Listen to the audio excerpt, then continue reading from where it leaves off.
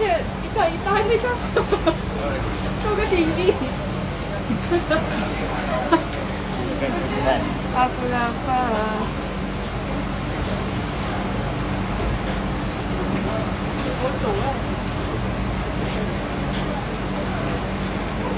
Aduh, selesai. Ini kedai apa ni? Food model.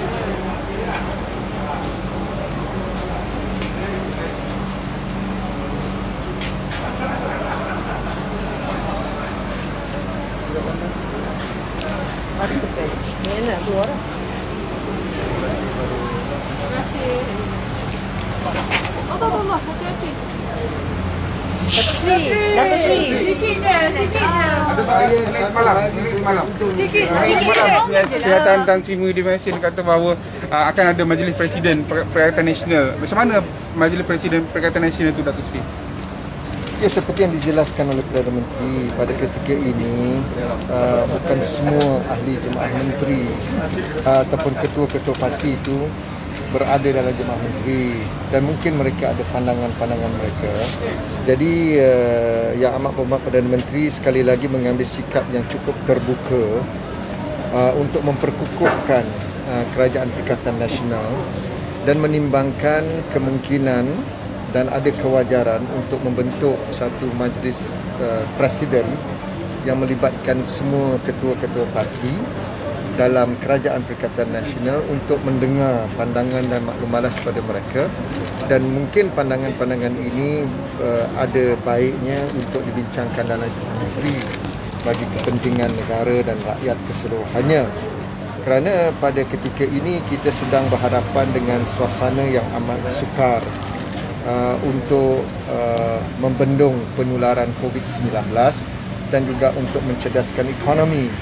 Maka pandangan-pandangan seperti ini baik kita pertimbangkan demi kebaikan semua. Ada presiden-presiden dah maklum mengenai Majlis Presiden? Ya, sebelum ini pun kita dah ada perbincangan, tetapi dalam kerangka yang tidak formal. Seperti yang Perdana Menteri nyatakan beberapa hari lalu, beliau sendiri telah bertemu dengan Presiden UMNO Datuk Seri Ahmad Zahid Hamidi secara tertutup untuk membincangkan dari hati ke hati bagaimana UMNO, Barisan Nasional dan Perikatan Nasional dapat melihat usaha-usaha ke arah perkara-perkara yang saya nyatakan tadi. Jadi mungkin kali ini baik kita lakukan secara lebih teratur dan lebih struktur. Semalam Tan Sri Presiden juga kata bahawa PRU akan diadakan dalam selepas pandemik COVID-19 macam mana? Seperti yang disebutkan juga, kalau boleh kami nak menyerahkan mandat ini kepada rakyat sebelum ini pun.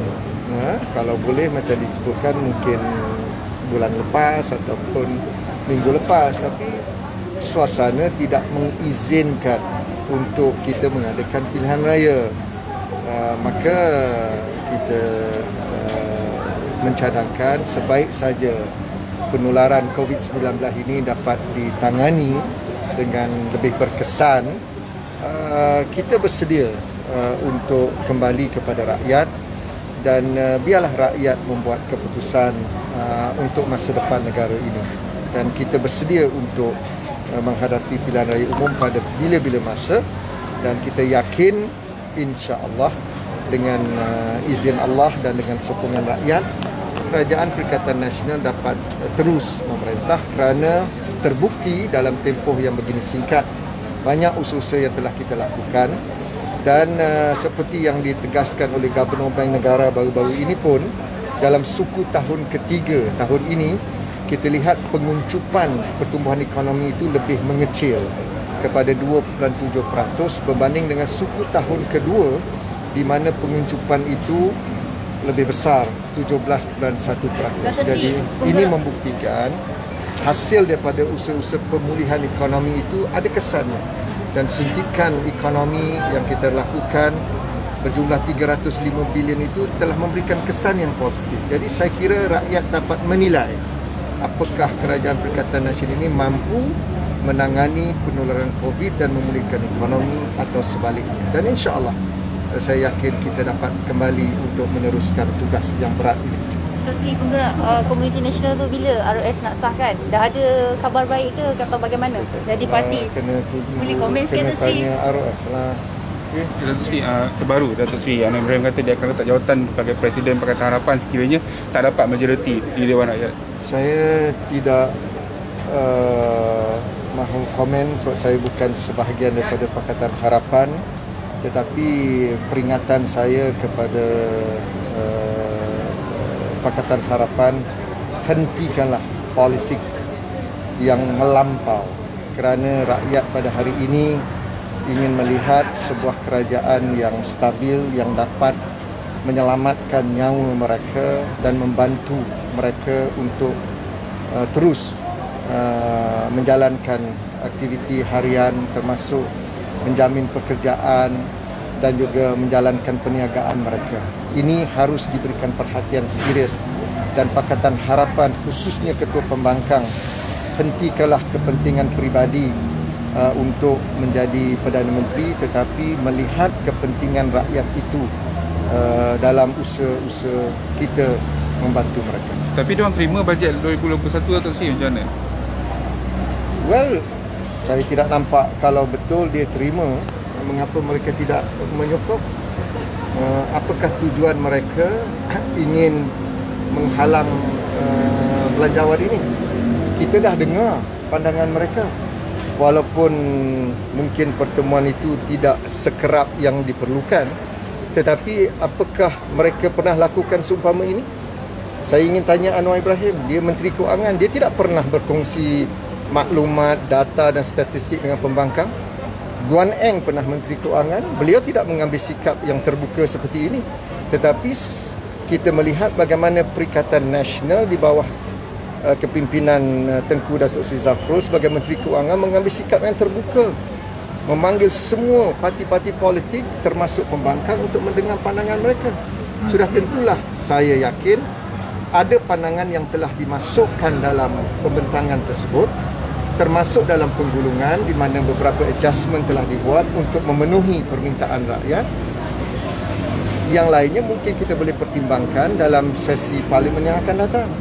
Tetapi untuk mengambil sikap yang terlalu keras menolak belanjawan, seolah-olah mereka tidak mahu kerajaan membantu peniaga-peniaga kecil. Mereka tidak mahu kerajaan menyediakan peruntukan untuk rakyat dalam keadaan yang sukar ini. Apakah itu tujuan mereka? Jadi saya berharap Pakatan Harapan termasuk Ketua Pembangkang hentikan politik yang melampau ini, kerana rakyat sedang menilai apakah mereka jujur untuk mendukung titah tuanku yang di-Pertuan Agong dan juga bersama-sama kerajaan untuk meletakkan kepentingan rakyat mengatasi kepentingan peribadi. Okey. Terima kasih Datuk Seri.